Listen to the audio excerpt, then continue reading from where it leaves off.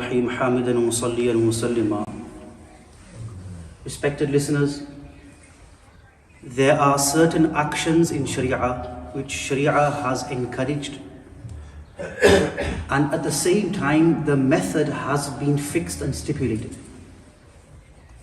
For example, Allah Ta'ala commands us in the Quran, Aqimus Salah, establish the prayer. Now, Allah Ta'ala not only commands us to establish Salah, Allah Ta'ala also gives us the tarteeb of Salah. A person must make ruku', a person must make sajda. How many rakats are there in Salah? We know from Tawatur. So Salah is not only enjoined upon us, but the method of Salah has been fixed. And that is why if a person was to come to the masjid and say, today I feel energetic and I'm going to read 4 rakats of Maghrib, even though in the mind of a person he may think that I am only increasing the namaz by 1 rakat, which means I am doing 2 extra sajdas. I am increasing my qiraat of the Quran. Lekin because Sharia has stipulated the method of Salah, his Salah will not be accepted by Allah subhanahu wa ta'ala. So we learn that where Allah ta'ala has fixed the method of an amal, it's important we stick to that method. Deviation from that method could lead to our amal being rejected in the court of Allah subhanahu wa ta'ala. There are certain differences in Salah.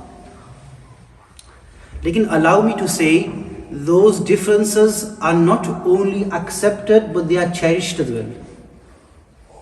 For example, Imam A'zam Abu Hanifa rahmatullahi ta'ala alayhi, and one of the specialities of Imam A'zam Abu Hanifa alayhi rahmah was that he was a tabi'i. And this is a musallam fact accepted by the Imam, as Shaykh Zuhur Ahmad al-Husayni has written, Tabi'iyyat Imam Abu Hanifa, of almost 200 pages. He has proven that Imam Abu Hanifa was a tabi'i, a student of the companions. So Imam Abu Hanifa, for example, his opinion is, when a person starts his salah, he raises his hands once, Allahu Akbar, and after that he does not raise his hands again. And this opinion is actually established from a hadith of the Messenger sallallahu alayhi wasallam. You do not have to look further than the 6 books of hadith. And just to let you in on, there's a hadith in Tirmidhi from Abdullah bin Mas'ud radiyallahu anhu, Sahabi Rasul, afqahu sahaba, the Sahabi with the greatest understanding. He demonstrated Salah to the other Sahaba and the Tabi'un, and when he showed them his Salah, Ala usalli bikum salat Rasulillahi sallallahu alayhi wa sallam, فَصَلَّى فَلَمْ يَرْفَعْ يَدَيْهِ إِلَّا فِي أَوَّلِ مَرَّةٍ. Abdullah bin Mas'ud radiyallahu anhu, when he demonstrated the Salah of the Messenger alayhi salatu wasalam, he only raised his hands at the beginning of the prayer and he never raised them again. Imam Tirmidhi has classed this hadith as authentic. Or maza ki baat ye hai कि our brothers from the Ahli Hadith school, their scholar Sheikh Albani, उनके यहाँ बहुत बड़ा मकाम है, when he has commented on this hadith of Tirmidhi in his tahqiq of Tirmidhi, उन्होंने भी लिखा है هذا حديث صحيح. So even our brothers from the Ahli Hadith school, their ulama have said that this hadith which the Hanafiya use is also authentic. My Ustad Allama Abdul Ghaffar al-Dhahabi rahmatullahi alayhi, he passed away last year on the 27th Ramadan. He wrote a kitab, Juz Tark Raf' al-Yadayn, in which he gathered 800 ahadith and athar from the companions who did not make Raf' al-Yadayn, with Sahih Sanad ke saath. Lekin on the other hand, you have Imam Shafi rahmatullahi alayhi, Imam Ahmad, Imam Malik, all of them believe Raf' al-Yadayn karna chahiye. Between the 4 Imams, Imam Abu Hanifa and the other 3 Imams, there is muhabbat, there is ittihad, there is wifaq. Okay, none of them say, the Hanafi does not say, okay, if Imam Shafi'i's followers do Raf'ul Yadayn, unki namaz galat. And the Shafi'i does not say, okay, the Hanafis who do not do Raf'ul Yadayn, unki namaz galat. Yani there is muhabbat between both sides. कि आपकी नमाज भी सुन्नत के मुताबिक और हमारी नमाज भी सुन्नत के मुताबिक. यानी there are certain issues in नमाज जिसको हम कहते हैं फुरूई, subsidiary issues, उस पे इख्तिलाफ है लेकिन इख्तिलाफ की गुंजाइश भी है. इसीलिए इन मसाइल पे तशद्दुद करना नहीं चाहिए. हाँ, we are firm on our मसलक और अपने मसलक के दलाइल जरूर देंगे. However, if somebody comes into our masjid and he follows the Shafi'i madhab and he acts in accordance with the Shafi'i madhab, he has full right to do so. And nobody should condemn him. However, in those issues which are clear cut, like the tarteeb of salah, ruku is first, then sajda, 3 rakats of maghrib, 2 rakats of fajr, there is no gunjaish for ikhtilaf in these.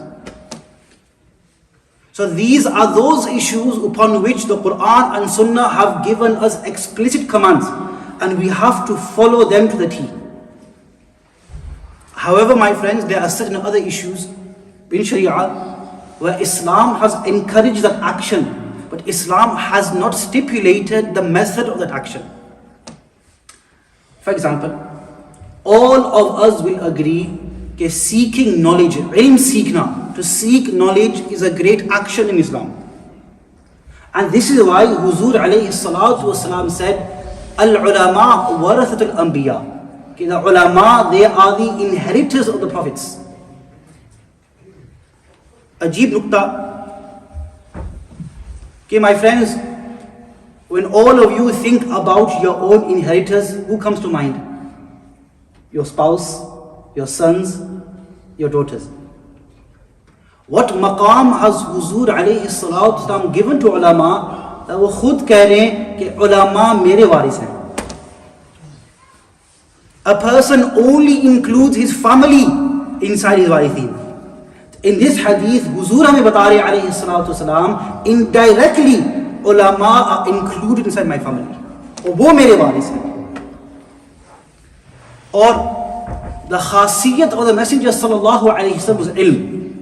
The great khasla of the Messenger sallallahu alayhi wasallam was his knowledge. And this is why the ulama who study Bukhari Sharif, who study the books of hadith, they have a chain directly going back to the Messenger sallallahu alayhi wasallam. So ilm, my friends, is something Islam has encouraged all of us to seek. Can anyone tell me here, has Islam fixed the method of learning? No. Somebody can come to the masjid and sit in the Dars Quran, and his intention is, I'm here to seek knowledge. Somebody can go to a madrasa and study 7 years. My intention is to seek knowledge.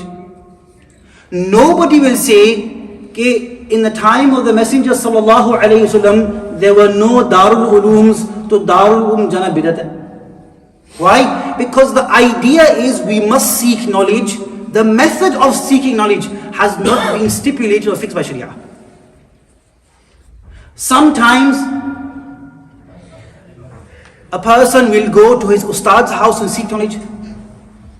Alhamdulillah ta'ala, for the past 5 years, I was studying by my teacher on a weekly basis, and I would, as classmates, we would go to his home to seek knowledge. Not in the masjid, not in madrasa, लेकिन उनके घर जाते हैं इल्म सीखने के लिए. Sometimes parents call the ustadi home, कि please come to my home and teach my children. वैसे मैं इस पे एक बात कह दूं, I firmly believe कि this is not in line with adab, to call the ustad to your home to teach your children. Ghaliban Harun Rashid rahmatullahi, one of them, one of the caliphs, he called a big Imam Malik Ghaliban, okay, come to my home and teach my children. The Imam said, if you want your children to seek knowledge, I am not going to come to your home, you send your children to me. There are sometimes certain exceptions. You live far from the masjid, jo bhi ho. Aam taur pe, we should make this usul that we do not call ulama to our home to teach our children. This is against the azmat and grace of ilm. We should always show adab for ilm. Ulama likha hai, a person who shows regard and adab for ilm, the barakat of that, thamara of that, Allah Ta'ala will create within your nasr ulama and hufaz. And today we are gawah. Even in this masjid, mashallah, hamare Haji Saeed Sahab, Allah Ta'ala unko salam rakhe. Somebody who has served this masjid for many years, and in their khandan, mashallah, they are very respectful ulama. Or mashallah, unke khandan mein Maulana Aman Sahab aa gaye. So sometimes a person, he himself may not have studied in the madrasa. Lekin because of the barakah of showing respect to ulama, Allah Ta'ala creates hufaz and ulama in their children. So friends, and today's age, because of COVID, we have online learning as well. Nobody will say that a person who studies online, he is going against Shariat. Why? Because ilm is maqsood. The idea and the goal is to attain knowledge. The wasila, the method has not been fixed. Whatever way a person wants to learn knowledge, he can. बेहतर तो ये है दो sit on your knees आलिम के सामने, और ये हदीथ जिब्राइल साबित है. Many of you will know the hadith of Jibreel. When Jibreel al-Islam came in the form of Dihya Kalbi to the Messenger sallallahu alayhi wasallam, and he asked questions. What question did he ask? Mal Iman, Mal Islam, Mal Ihsan. And in that hadith, the hadith mentions Jibreel al-Islam sat with his knees touching the knees of the Messenger sallallahu alayhi wasallam. Subhanallah. और इस पे मौलाना सलीमुल्लाह खान रहमतुल्लाह ये session इंशाअल्लाह मिशकात कि we learn from this the adab of the ustad, कि we should sit as close to as possible to the ustad. तो this is asal ilm ये है कि ustad के सामने बैठे. लेकिन if somebody for whatever reason learns online, we will not say he is going wrong. We will still say he is obtaining the maqsood, which is to attain knowledge. And similarly, my friends, da'wat. Allah Ta'ala in the Quran encourages this ummah to give da'wat. For example, Surah Hamim Sajda, Allah makes mention, وَمَنْ أَحْسَنُ قَوْلًا مِمَّنْ دَعَا إِلَى اللَّهِ وَعَمِلَ صَالِحًا. Who is better in speech than the one who invites, gives da'wat towards Allah, and he carries out good deeds? This ayat encourages da'wat. But the question is, what is da'wat? Allama Raghib al-Isfahani rahmatullah alayhi, he writes a kitab, ek jild mein chhapi hai, Mufradat al-Fazul Quran, where he has explained every word used in the Quran. And when he explains da'wat, he says da'wat wa du'a'u ila shay'i wal hathu ala qasdihi. Da'wat means to invite towards something and to encourage a person to obtain it. So da'wat ka ye mana hai, for a person to invite towards the mercy of Allah, towards the jannat of Allah, towards the ibadat of Allah, wal hathu ala qasdihi, and to encourage a person to attain the rahmat of Allah. So da'wat, my friends, is a general term which includes da'wat to Muslims and da'wat to non-Muslims. قُلْ هَذِهِ سَبِيلِي أَدْعُو إِلَى اللَّهِ. O Muhammad sallallahu alayhi wa sallam, say, this is my path, I call towards Allah. وَذَكِّرْ فَإِنَّ الذِّكْرَى تَنْفَعُ الْمُؤْمِنِينَ. Remind, for reminders are beneficial to the believers. يَا أَيُّهَا الَّذِينَ آمَنُوا آمِنُوا بِاللَّهِ رَسُولِهِ. O you who believe, bring iman in Allah and Rasul. My friends, how is it possible? Somebody who already has iman, how can you say to him, bring iman? If you use your mind, the ayat would have said, "O you who disbelieve, bring iman Allah and Rasul." Why is the Quran saying, "O you who have iman, bring iman Allah and Rasul"? Alayhi salatu wasalam. This example I'm going to give is just for understanding. Otherwise, with the Me Too movement and the what you call the snowflake generation of today, it could get you in trouble. If there are two friends, both of them in their mid-20s, and one of them is upset over some issues, and the friend says to him, "Bhai, man up." Why would his friend say to him, "Man up"? Does that mean he's not a man? He's already a man. लेकिन मानव का माना ये है, ये रोना बंद कर दें, तगड़ा हो जाए. You're already a man, लेकिन तगड़ा हो जाए. Allah Ta'ala in the Quran says, "Ya ayyuhalladhina amanu aminu billahi rasuli." O you who believe, bring iman. You already have iman. Iman ko tagda banaye. And my friends, the effort of Dawat and Tabligh is actually an embodiment of aminu billahi rasuli. That we make our iman. Allah Ta'ala has commanded Dawat. Lekin Allah Ta'ala has not fixed the method of dawat. So if somebody goes into a Halifax town center and sets up a dawah stall, ye bhi dawat. And allow me to say, we should never look down on any effort of deen. If somebody is giving dawat to non-Muslims, ye farzi kifaya kar rahe hain. They're doing a great effort. Alhamdulillah, for 5 years I was part of a dawah stall in Dewsbury town. Bahut bada kaam hai. और नबियों वाला काम है. So in the summer months we used to give out a bottle of water free of charge, और उस पे we used to place a message, something to do with Islam without mentioning Islam, ताकि when they throw it away कोई बेअदबी ना हो जाए. I remember it was Ramadan and we were fasting and we were giving out bottles of water to the public. One sister, non-Muslim, went past. She took the water and walked off. Very quickly she U-turned and she came back to us and she said, "I just want to let you know, I am not from the UK, I am from Australia. And this bottle of water you have given me, I am not going to drink it. I am going to take it with me back to Australia and show my friends what Muslims are doing in the UK." Take a minute, Dawat.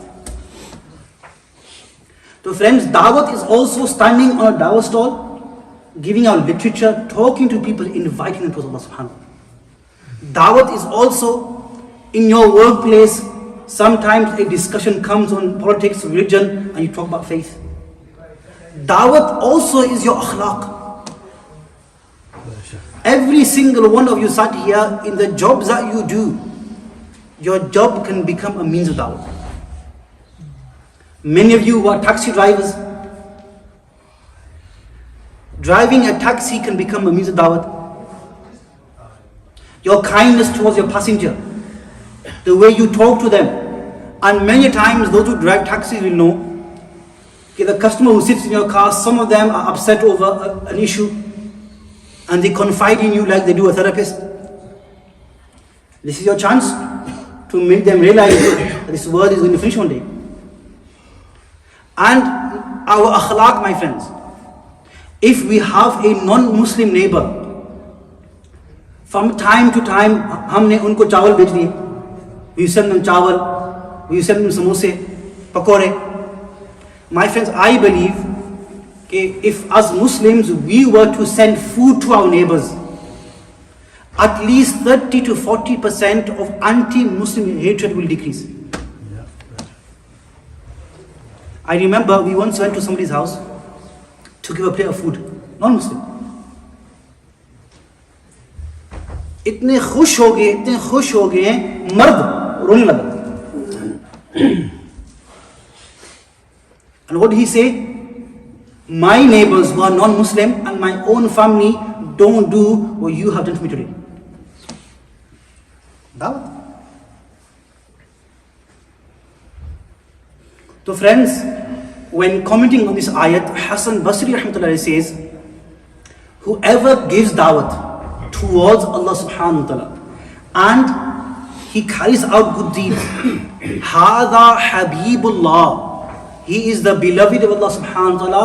He is a friend of Allah, and he is chosen by Allah subhanahu wa ta'ala. So as I said, my friends, there are different methods of da'wat. We do not need daleel for any individual method of da'wat. Lekin, Qurban Jao, the effort of da'wat and tabligh has always been guided by ulama. And even though we don't need daleel, lekin all of the principles of da'wat and tabligh have been derived from the Quran and Sunnah. For example, some people ask, okay, what is the evidence of 4 months Jamaat? Where has this been taken from? This has been taken from a hadith of Bukhari. जो हम कहते हैं 4 माह 3 चिल्ले. Bukhari में है कि the creation of insan for the first 40 days is just a nutfa. The next 40 days it is a congealed clot of blood. And the last 40 days is when it formed into meat. So in 4 months, in 3 chillas, insan developed from a nutfa into meat. Ulama have written, okay, this means 4 months have a special attachment in Shariat, that if insan physically develops over 4 months, if a person were to derive 4 months of this hadith, he would realize, okay, a person can also spiritually develop in 4 months as well. Number 2, people ask, what is the evidence for chilla, 40 days? Allah Ta'ala mentioned in Surah A'raf, فَتَمَّ مِيقَاتُ رَبِّهِ. When Musa alayhi salam was called to Mount Tur to make i'tikaf, does anyone know how long he stayed? 40 days. And also in Tirmidhi, the Messenger sallallahu alayhi wasallam said, whoever reads 40 days namaz with takbir ula, Allah Ta'ala gives him 2 freedoms. Freedom from nifaq and freedom from Jahannam. So a person who goes out in Jamaat, the main thing they do is pray 5 times salah. Is chilla ki barakat se, you will get the reward mentioned in the hadith of Tirmidhi. Or what is the evidence for 3 days? Allah mentions in Surah An'am, Man ja'a bil hasana falahu ashru amthaliha. Whoever carries out 1 good deed, Allah Ta'ala will give him the reward of 10. On this I remember, somebody asked my Shaykh, Mutakallim Islam, Mawlana Muhammad Ilyas Gumman Sahab Dam Barakatum, कि Hazrat, what is the dalil of 3 days? So Hazrat mentioned this point. So after this, the brother mentioned, Hazrat, I have asked this question from many brothers in Dawat Tabligh. उन्होंने मुझे जवाब नहीं दिया, आपने जवाब दिया. तो हज़रत ने फरमाया, वो उलमा नहीं है, उनका काम नहीं है जवाब देना. जिसका काम था आप उनके पास आए. The people in Dawat Tabligh माशाल्लाह बहुत नरम लोग हैं. आप उनको गाली भी देंगे, जवाब नहीं देंगे. उनका उसूल ये है, ना बहस करते हैं, ना मुनाजरा करते हैं. और उनका असूल ठीक है, लेकिन when we have a question हम उन उलमा के पास आए. बड़ा मैं कह रहा था, मन जाअ bill Hasnat फलहु अशरु अमसालिहा. You do 1 good deed, the Quran says you get 10. Now if a person goes out in Jamaat for 3 days, how much reward will he get for how many days? 30 days. 3 days, man ja'a bil hasana falahu ashru amthaliha. You go out for 3 days, Allah Ta'ala will give you the reward of 30. The tartib of tabligh is, every month you have to go, or you should go for 72 hours. So if a person spends in Jamaat 3 days a month, Allah increases by 10, ऐसे हुआ as if you have spent the whole year in tabligh. देखिए उसूल देखिए. But there is much more to be said in regards to da'wat. Umumi da'wat, many ahadith, Abu Nu'aym al-Dalail, Muslim Sharif, wa anzir ashtir al-aqrabin, and also going to people's homes. Wa asrartu lahum israra. When Nuh alayhi salam talked about his da'wat, कि Allah मैंने उनको जहरन दावत दी. Kulam dawat di. I gave them many types of dawat. Nuh alayhi salam mentions, "Oh Allah, wa asrartu lahum israra." Oh Allah, I gave them dawat in secret as well. Tafsir Qurtubi, when explaining wa asrartu lahum israra, he mentions ataytuhum fi manazilihim. Okay, the meaning of wa asrartu lahum israra is Nuh alayhi salam is saying, "Oh Allah, for dawat I went to their homes." और आखिरी बात मैं कहता हूँ कि one of the famous objections against Tablighi Jamaat is that they use weak hadith. That Fazal Amal has weak hadith. इख्तिसार के साथ मैं अर्ज करता हूँ कि my friends, this idea कि all weak hadith should be rejected, ये अहल सुन्नत का मकाम नहीं है.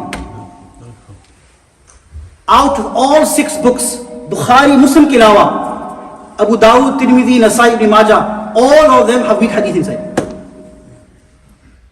Hatta ke baazon ne, some have tried to weaken hadith in Bukhari and Muslim as well. The ummah at large have accepted weak hadith when it comes to fadail. Not in aqidah, not in ahkam, but for example, we all know reading the Quran is virtuous. We all know. So if you have a hadith which tells you the virtue of reading the Quran, which has already been established, you can accept that hadith even if it's weak. And this is the majority opinion amongst the ummah. I have in front of me, and I'll finish here, Sheikh Awama, he has written a kitab, Hukm al-Amal bil-Hadith Da'if, Bayn al-Nazariya wa Tatbiq wa Da'wa, 250 pages, proving you can use weak hadith when it comes to fadail.